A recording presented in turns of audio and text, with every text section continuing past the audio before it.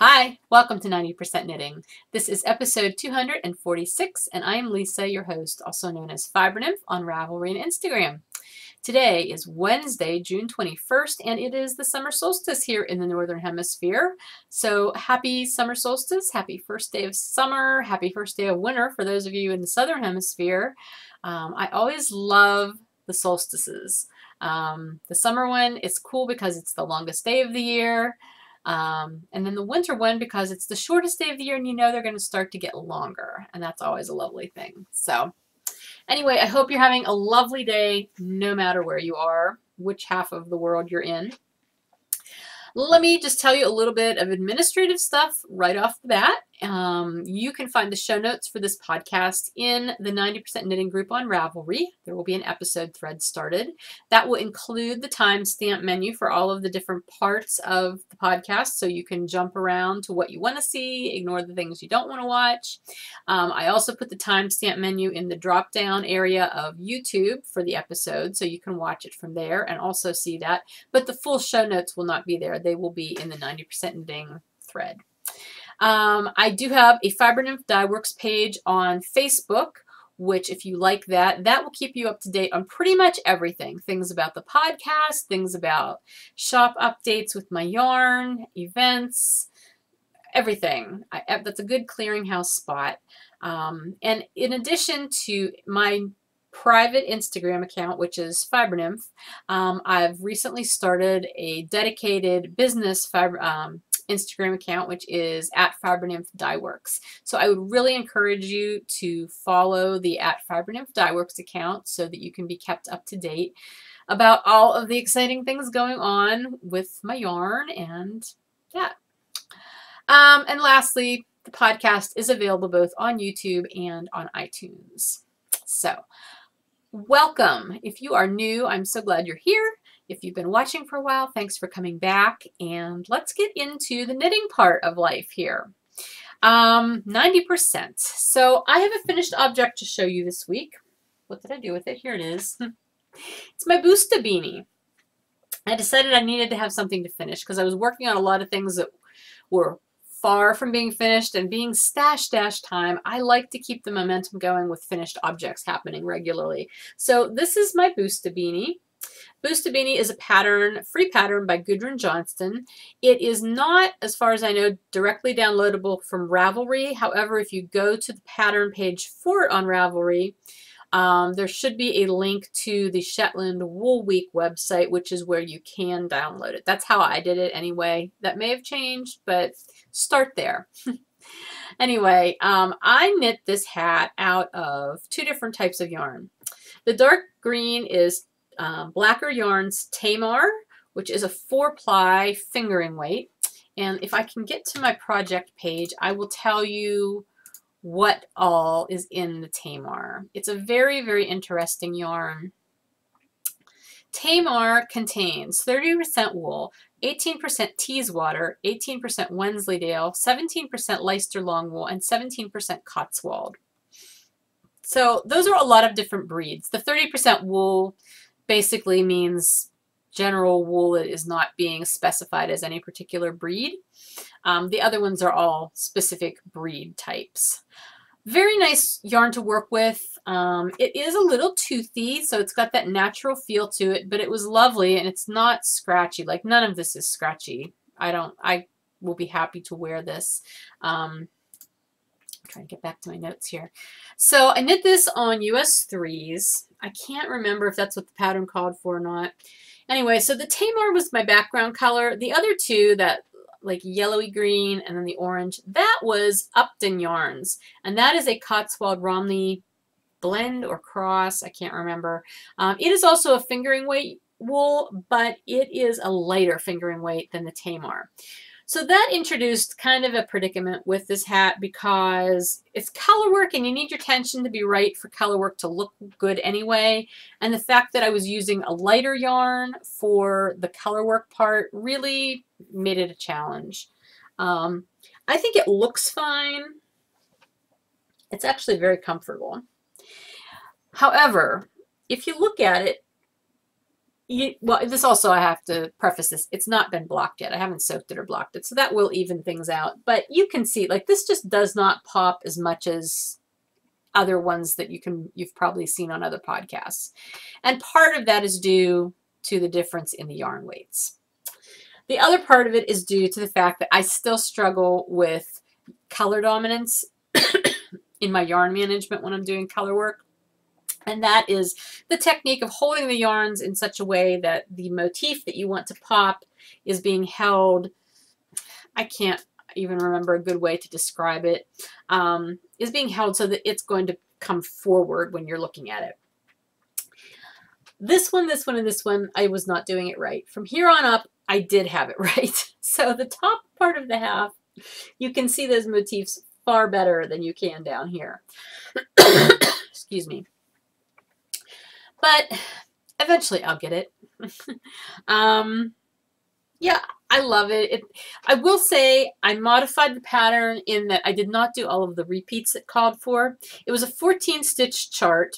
So this and this, these two color motif here, they are one of the charts. You were supposed to do the chart 3 times and then do the first 7 rows one more time before going to the decrease rounds.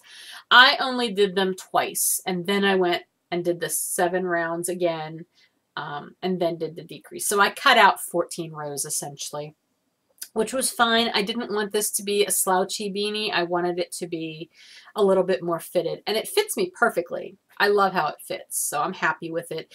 I love how it fits, plus it's not slouchy, but it's a little full, so it's not like really sticking to my head when I have it on. I think it's going to be very comfy. I do still need to block it, but my ends are all woven in, so that's something. But that's my one finished object for this week, and that brings my Stash Dash meter total up to 2,957 meters. I have a long way to go if I'm going to hit my 10K mark by the late August date until Stash Dash ends. I'm not super worried about it at this point. I think I'll be happy if I can at least get what I did last year, which I think last year I did the 7K. I think I kept saying 7,500, but that's not what it was. I think it was 7K because I don't think they do increments. If I can at least do that much and maybe a little more, like surpass last year's goal, even if I don't reach this year's goal, I'll feel good. And I think I'm okay to do that. But it's a little slow right now because I just also haven't had tons and tons of knitting time. But I did have enough knitting time to do a hoe. So I have a half-finished object for you. I'm sorry it's a sock, but I do not have a sock blocker handy, so you're just going to see it this way. But this is the Skittles sock that I am making this pair of socks for my daughter for her birthday. And this is in my Fiber Nymph Dye Works Squish 2.0 base, which is a Corriedale nylon blend, and it's in the Skittles colorway. So I've finished the first sock. And this is just US ones, 60 stitches. I did about 1 inch of ribbing, 1x1 ribbing, and then did the plain stockinette sock. The only thing I'm doing to add a little pizzazz to it is every other color change, I'm doing a slip one, knit one round. And that gives you that little sawtooth kind of look to it, which I think is just a lot of fun. I did that the whole way down the front of the sock. I did not do it on the toe. I did it the whole way, obviously down the cuff the whole way. I did not do it on the sole, except accidentally this first one. I kind of forgot that I was supposed to stop, but it's not a huge big deal. I don't think it'll bother her too much. Afterthought heel. Ordinarily when I'm doing afterthought heels, I wait until I have both of the socks done, and then I do the heels at the very end. But because I needed to wind off my skein to get back to this little purple bit before it goes into the yellow, because I want these socks to match, I would have had to have wound off a whole lot of yarn, and I realized that since I had ended with red and I was almost into the orange, that would have been a good place to start the heel, because I was putting it right in the middle of that yellow stripe. So I just did that. I wound off, started with the orange, and put my heel in. So that part's done. So I have a full finished sock, which is nice. I've decided I'm going to hold off including finished single socks in my Stash Dash total, even though that is allowed as long as you finish them during Stash Dash.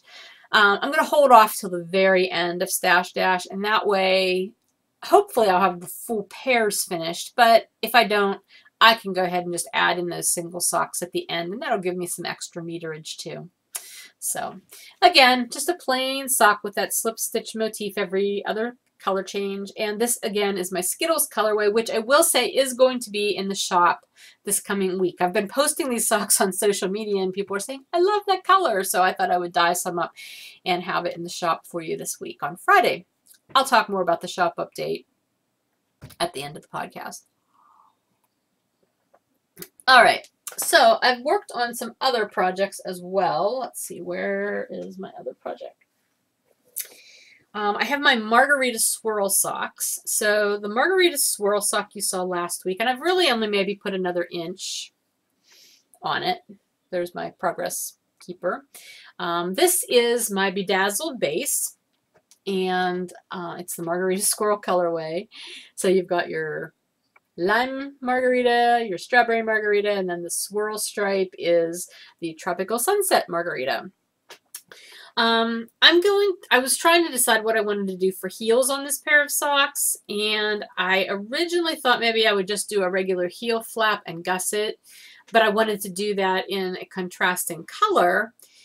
You don't get quite as much color when you do it that way, because by the time you have to start picking up your gusset stitches, you need to go back to your main color. So you only really get that heel flap and the turn in the contrasting color. So I decided I will just do a regular afterthought heel, and I did dye up, I've actually dyed up a bunch of semi-solids on Bedazzled. I've never done that before, and I don't know what took me so long to do it because they look awesome. But I want to use the Electric Lime from the Lime Stripe as my heel color. So that's what I'm going to do. I have it ready to go. I also thought possibly about doing a short row heel. I've only done maybe 1 or 2 short row heels ever in all of the socks I've knit, but I've been hearing something about German short rows lately, German short row heels, that I thought sounded really interesting. And I thought, well, maybe I could do that instead. So I looked that up on YouTube and watched a video about how it's done. And while it is a very cool technique that I definitely want to try because it does not use wraps and turns, it uses what is called a double stitch, which is so funny because I watched that video and then within a day I came across that term again somewhere else. And that's always like something that makes me think I need to pay attention to this. At any rate, as I was watching the video, I realized that it really would not work to use a contrasting color to do German short row heels, because as you're working the heel in the process that you use for that type of heel, you actually every once in a while work across the instep as well. Not on every row, but occasionally. So you would end up with just this strange green row, at least as I'm understanding it. Maybe I'm misunderstanding it, and if I am and you know I'm goofing that up, let me know in the show notes. Please comment in the show thread. But I do want to try that heel at some point, and I've got plenty of socks on the go. I'm sure I can find one that I can try it on eventually. But for this one, I'm just going to do a plain afterthought heel with my nice, pretty Electric Lime green eventually. So, and again, that is just my regular US 1 60 stitch plain vanilla sock that I love so much because stripy socks are fun. You know, the stripes are the fun part. You don't need to do all the patterning. I'm not a huge patterned sock fan to begin with, although that's sort of ironic because of what I'm going to show you next. I won't say I'm not a fan of them. I think they're very pretty. I just don't tend to knit a lot of them. However, the next project that I worked on this week is actually a patterned sock, and it's one that I'm designing. And you saw the other part of this project last week. I showed you my A Little Less Whimsy socks that I finished, which they were a stripy sock, but they had columns of knit stitches and seed stitch. Well, this is the companion to that, and this is the original Whimsy sock. So it has the columns of seed stitch, but in the stockinette columns it has alternating cable twists, giving it the Whimsy. So again, like that other pair that you saw last week, I started designing these socks over 2 years ago, and then I just didn't have time to do anything else with it. So now I've got that one pair done. I'm working on finishing the second one, and I hope I can then get this pattern written up and out to test knitters. But this week I did go ahead and I cast on the second sock So I've got the whole cuff done, and I've done the heel flap and the heel turn, and this morning I started my gusset decreases. I picked up the gusset stitches and I'm decreasing. So it's coming along. I fully anticipate having this done by next time I record, so I'll be able to show it to you. This is a sport weight sock, so it's moving super fast, just like that other pair I showed you last week, which I do not have super handy to show you, but you saw it last week. My Traveler base, it's a superwash merino nylon blend, and this is the magenta colorway. And I'm using US 2.5s for this. When I talk about this next week, I hope to also have a review of another knitting product that I have been using along with the making of that second sock. It's very cool, and I want to review it for you and tell you about it. Because I've enjoyed using it so much, but I do not have all of the information gathered about it that I want to tell you yet. So I'm going to hold off, and I will do that next week when I record. So hopefully at that point I will have a finished sock as well as a product review that I can share with you. So let's look forward to that. The only other thing I worked on this week, and I do believe I had this started last week, I think. And I've already updated my show notes, so I can't even... Let me see if my pattern page tells me what day I started this. June 14th. Well, today's the 21st.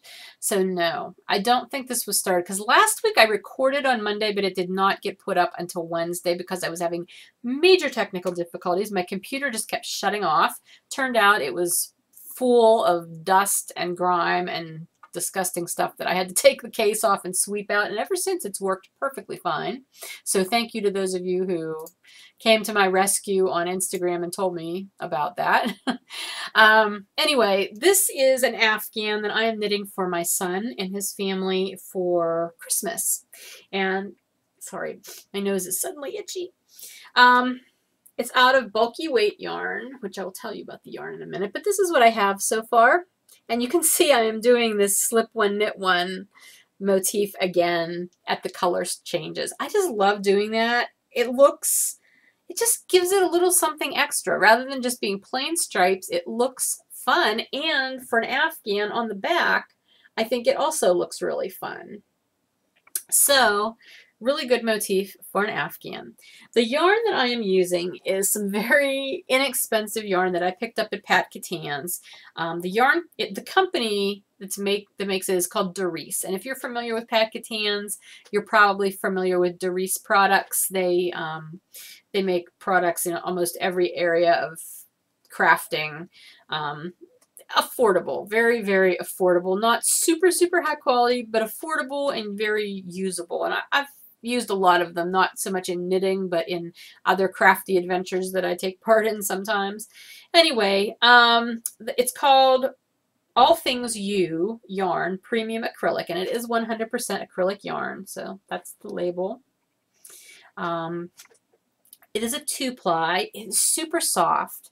I think I have talked about the yarn before on the podcast. It has a chenille kind of feel to it. That's what it reminds me of. It's not a chenille yarn, but it's just really soft. I'm hoping it holds up well enough. Like I think I've said to you before, my son has dogs, and I just foresee this being eaten by a dog at some point, and I don't want to feel heartbroken over making something out of really expensive yarn, or even my own hand-dyed yarn, just to have a dog destroy it. So I think I'm just going to go with this. Well, obviously I'm going with this. So I have 4 different colors. I've got charcoal, black, taupe, and then that one I just showed you that I haven't used yet is off-white. I'm planning for this to be approximately 5 feet wide and 6 feet long. So we'll see how that goes. I'm using US 11 needles. I like the fabric that I'm getting with the US 11s. What I will say is I can only knit on this for a little bit at a time because the big needles that I'm not used to and the big yarn make my hands hurt after a while. So I can only do about 2 inches of that blanket at a sitting, and then I have to take a break and go to something smaller just to give my hands a rest. But it's a Christmas gift. So technically I have till December. However, I would really like to finish it during Stash Dash because that will be a lot of meters that I can knock out if I can get that done by August. All right, so that is everything I worked on this week. I thought it was a pretty good week, especially since I didn't have a ton of time to work on things. But we do what we can in every free moment. So let's move on and talk about the knit-along, A Year in the Life of a Knitter knit-along, which is still going on. And we are nearing the end of June, which means we are nearing the end of the spring quarter.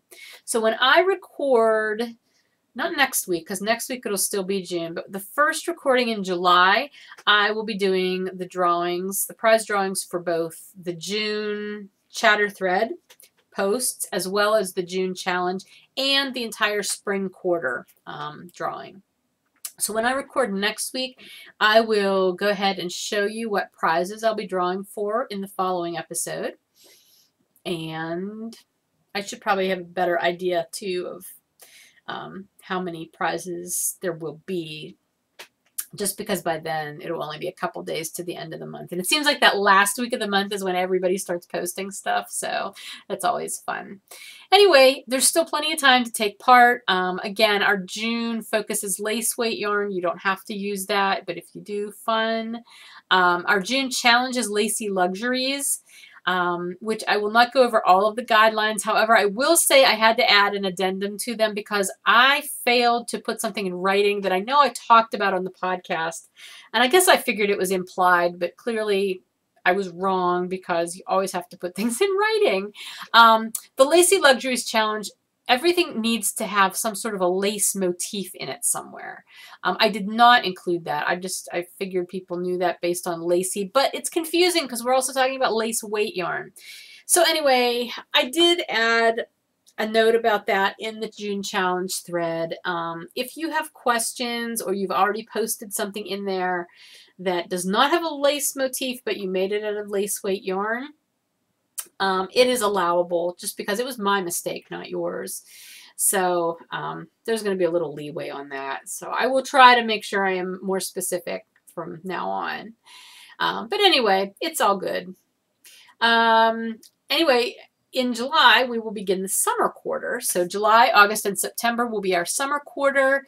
The themes for the summer quarter will be fun, travel, and relaxation, because isn't that what summer's supposed to be all about? I know. Real life is still in there too, but let's focus on the good things.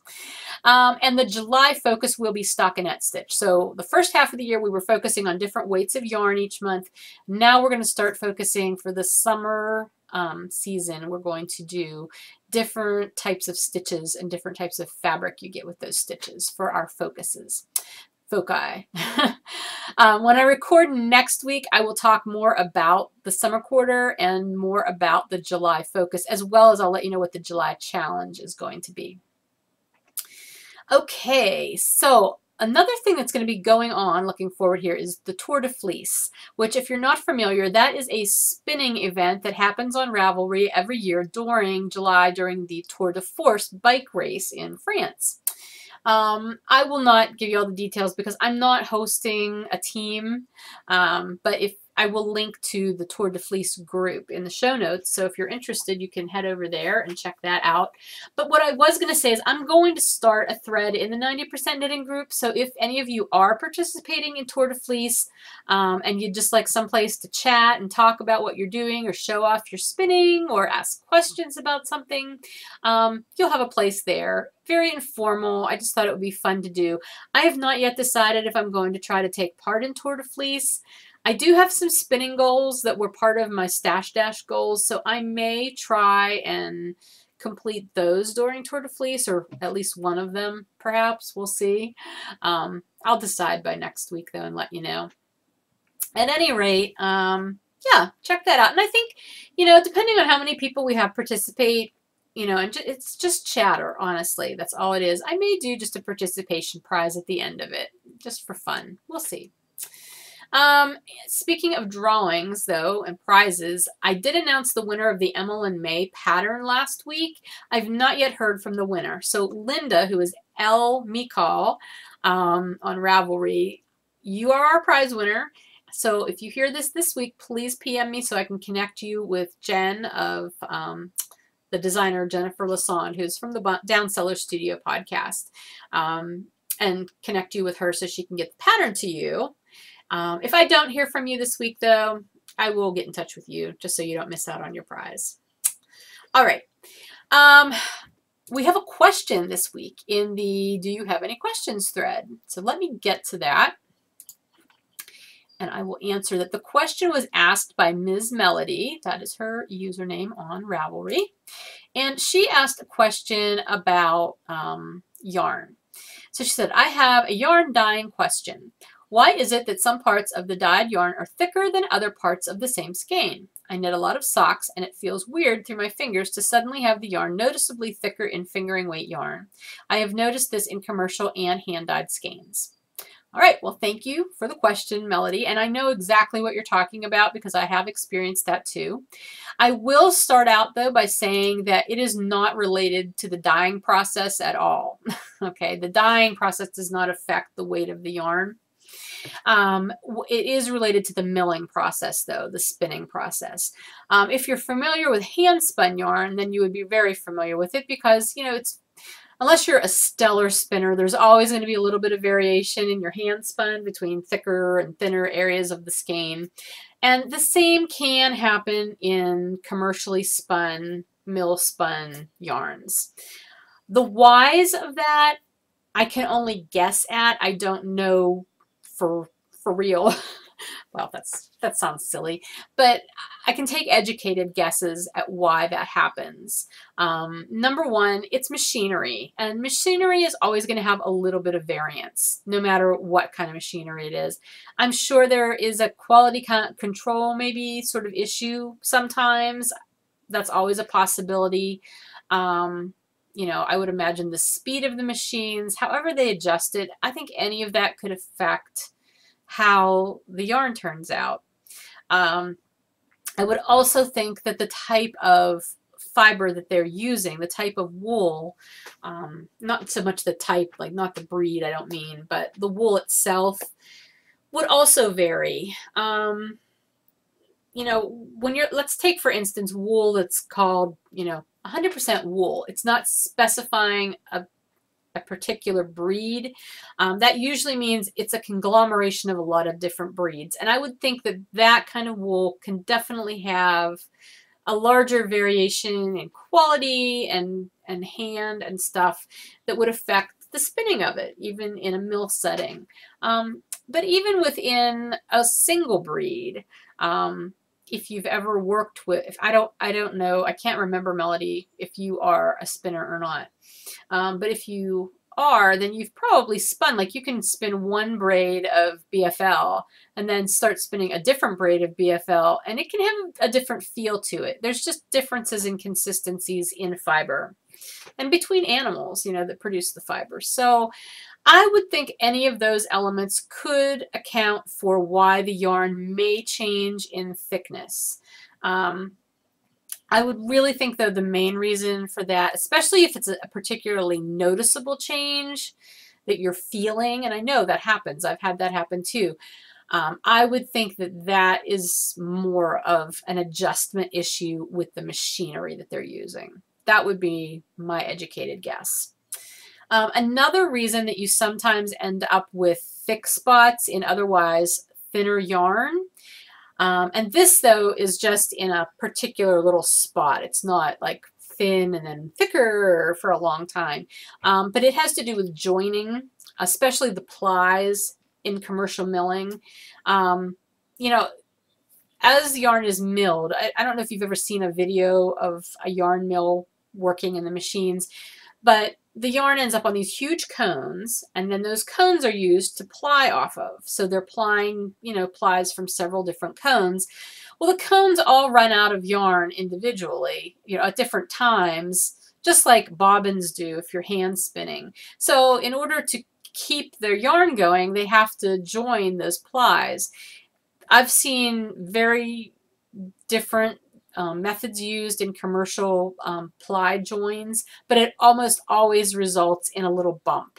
So you'll have suddenly this little thick area. Sometimes you end up with just a knot, you know, it all depends on the mill and how they do things. So any of those things could also produce like a thick spot suddenly in the yarn. It can be a pain, especially if it is changing the characteristics of your fabric that you're knitting, but it happens. And those would be the two main reasons that I can think of why that would happen. But it doesn't have to do with the dyeing, I can tell you that much. So I hope that helps, like in understanding anyway. I know it really doesn't help telling you what to do about it. That's not what you asked anyway. But I would say that that's probably it. We don't live in a perfect world, and unfortunately our yarn is not always perfect either. I would say though, if you come across a skein that has a very, very significant change, and it's something that you purchased, you know, at a local yarn shop or something, or even from an indie dyer, you know, contact them and let them know, because it could be a quality issue that they would like to know about and take care of. So thank you for your question. And if any of you guys have questions, be it about yarn or knitting or spinning or dyeing or even just plain old life shenanigan kind of stuff I talk about, feel free to post them in the Do You Have Questions thread, and I will answer them as timely as I can in a future episode. Alrighty, that brings us to the end of 90%, and we're going to move on to the 10% section, which is the life shenanigans part, generally speaking. The main life shenanigan I'm going to talk about this week has to do with kayaking, because my husband bought me my very own kayak this past week, which is very exciting. My husband is a lifelong kayaker, canoer. He loves paddling. I think I may have mentioned before that he, for decades, was a competitive whitewater kayaker. So he knows his thing. He knows his stuff when it comes to kayaking. Unfortunately, the kayaks that he owns, none of them are kayaks that I can paddle. There was one that he said, oh, you can use that one anytime, and then he took me out for a test paddle about a week ago, and I promptly dumped myself in the lake because it was the most unstable tippy paddle or kayak in the world that I've ever been in. It's a whitewater kayak though, and it's shaped differently. I can't even begin to tell you the technical aspects of it. I was very frustrated though, because I've kayaked a lot. I only get to go out a couple times a year usually because I don't have my own boat. But I love to be out on the water, and I really wanted to be able to do that this summer because we've got a little lake about a minute down the road from our house, and I thought it would be so cool if I could just go out first thing in the morning, right after it gets light out, spend an hour out on the water, get some exercise. You know, I just thought that would be wonderful. Enjoy the scenery, the fresh air. And that's when he said, you know, you can use the red one whenever you want to. Well, obviously I could not. And so I was trying to explain to him, I'm like, this is not the kind of kayak that I need to use or that I want to use. He said, it's a kayak. Like, he couldn't understand. He did not get what I was talking about. I said, I just want a regular kayak. And he's like, this is a regular kayak. And from his point of reference, it was a very regular, very usable, user-friendly kayak.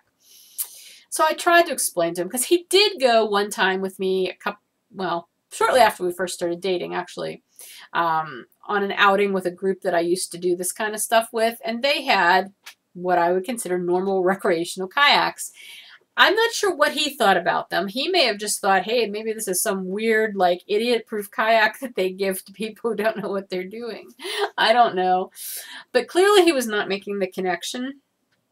So he kept, after this little outing and after me dumping myself in this lake, which I won't even go there, I was not happy.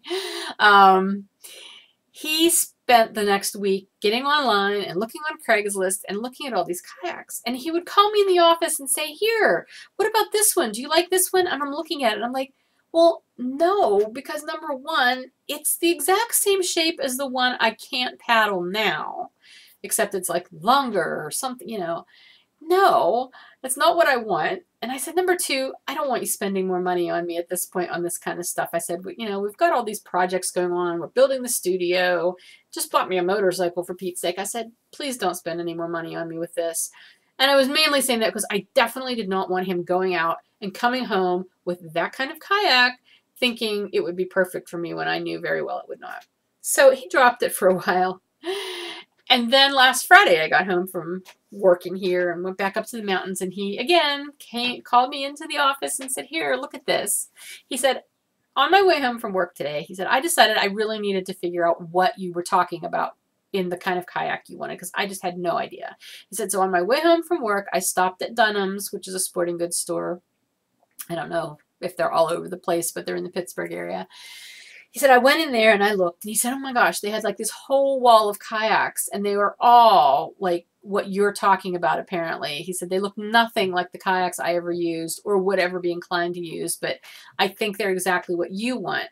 He said, "So I found one out of all of these that I think would be appropriate and that I would be willing to get for you, because you'd be able to use it on flat water, like on the lake, but I would also be able to take you, like we could do rivers and stuff is up to like, class 2 rapids." At which point I'm like, whoa. I said, "I want to go down on the little lake and watch the ducks. That's what I want to do. Just float on the water, paddle around." He's like, "Yeah, but you need to have options. And I would never buy you a boat that you could only use in one setting." Okay, fine. So long story short, we ended up going out that evening. We went to Dunham's. He walked in. He told the guy, "I want that one." And we bought it and brought it home. And we took it out the next morning. So Saturday, I got to go paddling in my brand new kayak. It's so cute. I will try to put a picture in. I'll try to remember to put a picture in here.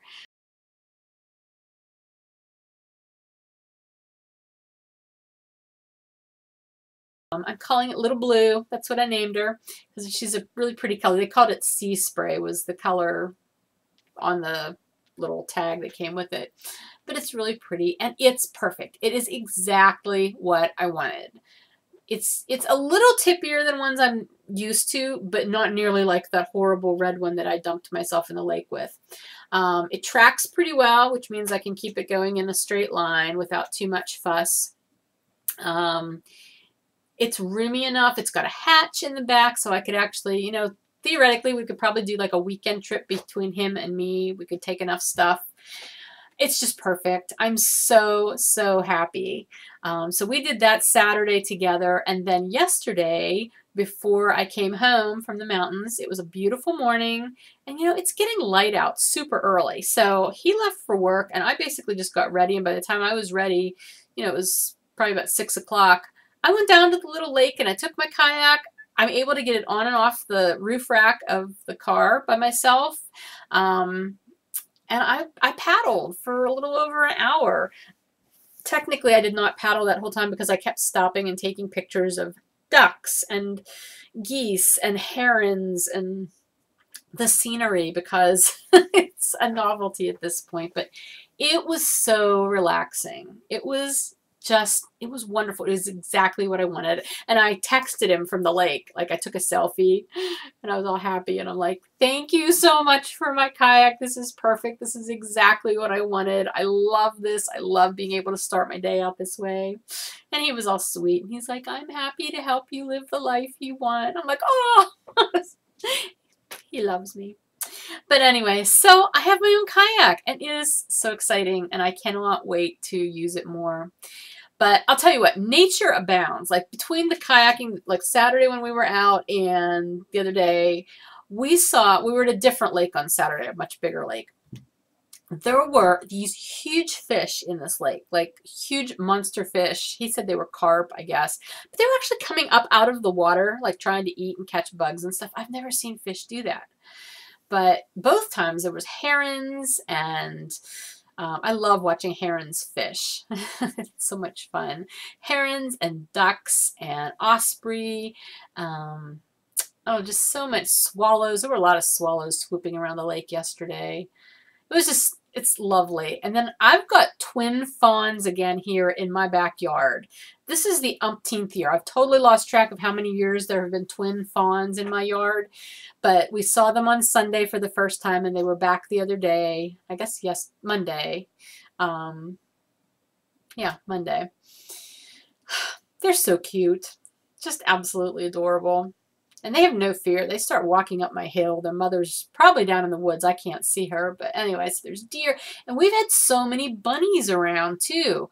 You know, I hardly ever see bunnies here, and I always attributed that to the fact that there's a lot of cats in our area, like how, you know, neighbor cats and stray cats and everything. And then up at Bill's house, we have a bunch of cats that are ours.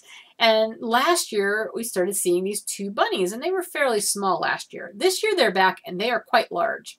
And so we were watching the bunnies one evening, and our one cat was down back, and I said, "Oh, that bunny better run." And, and Bill looked at me, he's like, "That bunny has nothing to worry about." He's like, "Max better run," because apparently bunnies can be quite vicious.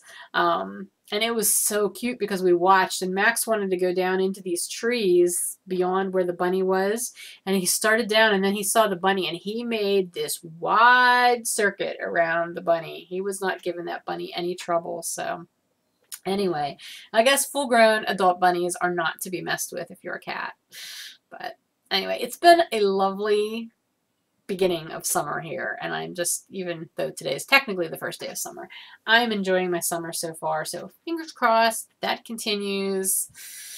So happy that the weather has kind of broken a little bit, because I'll tell you what, I was using my air conditioners a lot last week. I don't have central air here. We don't have air at all up at air conditioning. Up at the mountain house, but it tends to be a little cooler up there, so it's not that big of a deal. But last week it was hot and humid and muggy, and ugh. And I had both the air conditioners, the window air conditioners going here. It's way, way too early in the season to have to be doing that. So I'm very glad that it has cooled off, and it's still been raining some, but not as much as it did last week. So I don't want it to be a rainy summer. I really don't. I want to be able to enjoy my summer outside with my new boat and riding my bike. I've been riding my bike in the mornings too, because we've got a bunch of bike trails up near the mountain house. So I told Bill I can just, you know, switch off. One morning I'll go boating, one morning I'll go ride my bike. If I did that like 5 days a week, that would be an excellent workout regimen. And he's like, "That's a laudable goal." I said, by that I think he meant good luck with that, which is probably more realistic, but whatever. Having fun. That's what counts. Life is good. So, all right. That's everything for 10%. I do have shop news. There is going to be a shop update on Friday at 6 o'clock, back to my regular update time. So I'm going to stop, and I'm going to go grab everything that I want to show you. If you're not going to stick around for that, then I will see you next week. Thank you for watching thus far. And if you do want to see what's going to be in the update, then hang on and I'll be right back. Okay, I'm back. It's the shop news segment of the show now. I want to remind you that we have the summertime cal going on in the Fiber Nymph Dye Works group. We're coming quickly to the end of June, so if you would like to participate in June, which is all about self-striping yarn and using Fiber Nymph Dye Works self-striping yarn in particular, you still have over a week to participate in that. All of the guidelines are up in the Fiber Nymph Dye Works group on Ravelry, and I will be drawing for winners both monthly, as well as there will be some big prizes to be drawn at the end of the whole knit along. The only thing is you need to have participated in all 3 months to be eligible for any of the big prizes. The large prizes include a $75 gift certificate to my shop, a sweater lot of either my DK weight or my worsted weight yarn, and a self-striping skein of yarn in the colorway of your choice. So if you would like to be entered for any of those 3 prizes, you need to have participated by submitting at least one finished object in each of the 3 monthly portions of the knit along. So again, June is for self-striping yarn, July is for any of my semi-solids, and August will be for speckles and sock blanks. I'll be putting some of all of that up in the shop update this Friday, so if you need any of that yarn, you might want to check out the shop update and get ready for the knit along. Okay, Again, the shop update will be this Friday, which is the 23rd of June. It'll be at 6 p.m. Eastern, so that's my usual update time. We're back to the regular time. So let me tell you what's going up. I've got a lot of fun things, and I'm super excited to show them to you. The first thing I do have is Skittles. I mentioned this in the first part of the podcast. They are not reskeined yet, which is why I can't show you the skeins, but I will have a couple different bases of Skittles. There will be a couple skeins on my Bounce base, which is 80/20 Superwash Merino Nylon, and my Squish 2.0 base, which is a 75/25 Corriedale, Superwash Corriedale and Nylon, both fingering weight bases. So I'll have Skittles. You'll see that up in the shop. Then, moving forward, I have more of the new colorways that I had in the last update. So we have Edible Petal Pie, which is my latest Pie Day colorway. So in case you're not totally familiar, the striping pattern for pie yarns follows the numeric sequence in the number pi. So the striping pattern will not at all repeat throughout the skein, just so you know. But this one is Edible Petal Pie. I introduced it at the last update, and this week I will have it in 3 different bases. It will be in my Squish 2.0 base, which is this one, and I will have it in my Cozy base, which is a worsted weight base. So there'll be a couple skeins in that. And I don't have it reskeined, but I will also have it in my Heavenly base, which is an MCN Merino Cashmere Nylon fingering weight base. Okay. Moving on, we've got more Margarita Swirl as well. I showed you the socks that I'm working on, so there's going to be more Margarita Swirl in the shop this week. I will have it on Bounce. I will have it on Bedazzled, which is what I'm using for my socks. And I will also have it on Heavenly, which is my MCN base. These are all fingering weights. Then I also dyed up another colorway it's not a new one. It's one that it's summer-ish colorway, and I just thought it would be fun to do. It's called Heat Wave. I've done it before, but it's been a while, so it's a fun 4-striping summertime color with a lot of yellows and oranges and those bright hot colors that are alternated with a little skein of white or a little stripe of white. So there will be 2 each on Bounce and Bedazzled for Heat Wave. And then this week I've got another new summertime colorway for you, and I love this one. This is called Summertime Blues. It's hard to be blue when you're knitting with really fun yarn, and I just got done talking about all of the fun things that I'm doing, so I hope you're not blue, but if you're going to have summertime blues, I hope it's the yarn kind. So this is also a 4-stripe colorway that has 3 different blues in it. So it has this bright aqua, the Aqua Shot colorway, and then it's got this nice sea blue, which is the Caribbean blue color, and then this darker oceany blue, which is actually my peacock blue color. But all put together, they remind me of just those fun sea tropical kind of blues, and each one it'll alternate with a white stripe between each of the blue stripes. So as always, in the listing you'll see a mock-up of what it will look like knit up. But these are the colors. So I will actually have this on a bunch of different bases. And there will be 2 skeins in each base. So I'll have it on Bounce, have it on Bedazzled, and what I don't have ready to show you yet because it has to be reskeined, I'll have some on my Squish 2.0 base, Heavenly, and Cozy, the worsted weight. That's the only worsted weight. The others are all fingering. So I am excited about this one. I'm kind of trying something new in what I dye for the shop. I'm trying to, especially with the self-striping, maybe not so much with other things, but especially when I introduce new colorways, I want to try to put up more of those new colorways or more of the self-striping rather than trying to put up a whole variety of them and only have like maybe 2 skeins available. I want to have more options for each colorway. and just makes it easier, and I think it makes it easier for you guys to get them that way too. So we'll see how that works, but for right now there will be a whole bunch of this new colorway in those 5 different bases, so you can look forward to that. Now, I also did semi-solids, which if you watched the first part of the video, you saw me show you my skein of electric lime that I'm going to use with my Margarita Swirl sock for the heel. I did a whole bunch of semi-solids on Bedazzled. Again, I have no idea why I've never done this before. I honestly can't even guess, but I did it this week and I love how they turned out. I chose colors that I thought would really be accentuated by that silver of the Stellina in the Bedazzled base. And I'm really, really happy with how they turned out. So this week, the 10 different semi-solids that you'll see on Bedazzled in the shop will be the Electric Lime, Sand,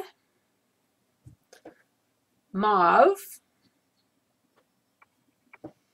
Iron Oxide, Fuchsia, ooh, that looks really hot on there, Aqua Shock, Silver Gray,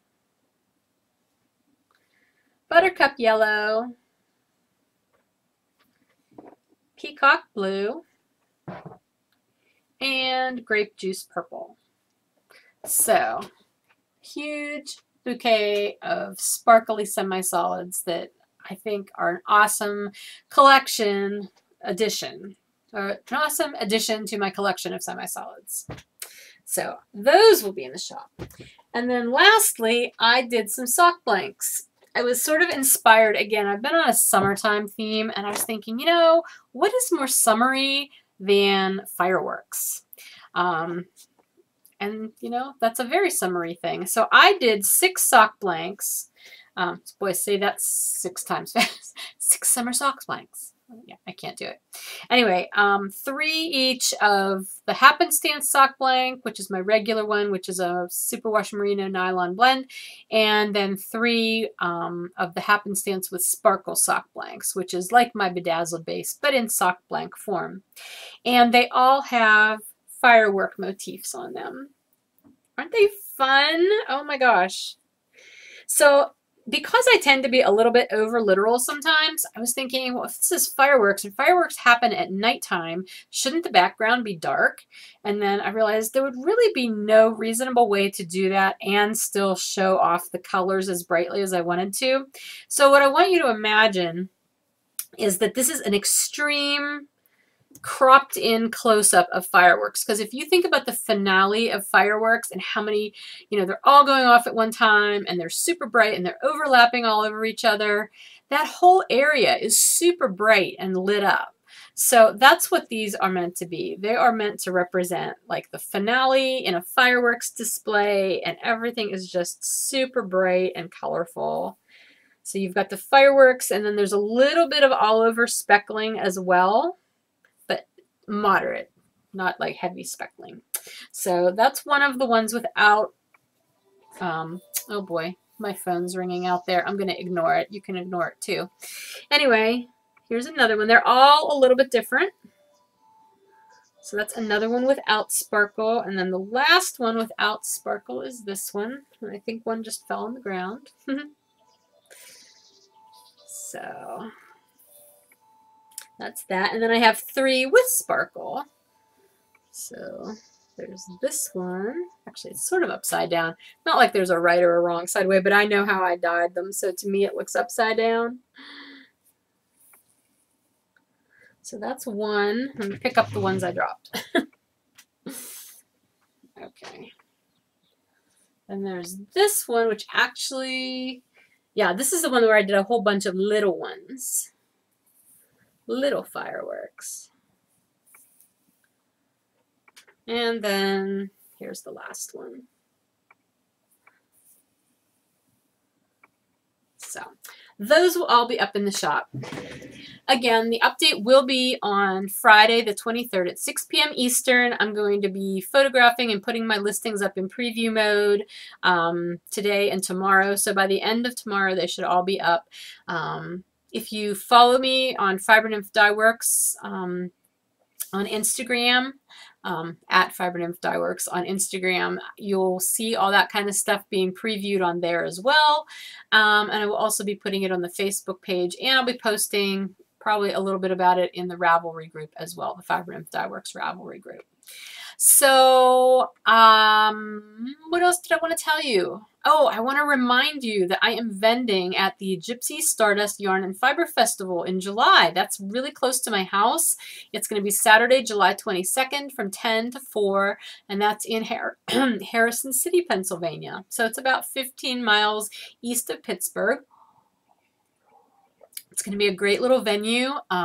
There's a nice collection of vendors. I will link to the page for that in the show notes. So if you want to check it out, I'd love to see you if you can come to that. All right, that is everything I've got for you this week. I hope you'll stop by the shop update, find something that you love. Otherwise, please have a wonderful week coming up. I hope you are enjoying your start to summer officially today, and have a good weekend. Talk to you later. Bye-bye.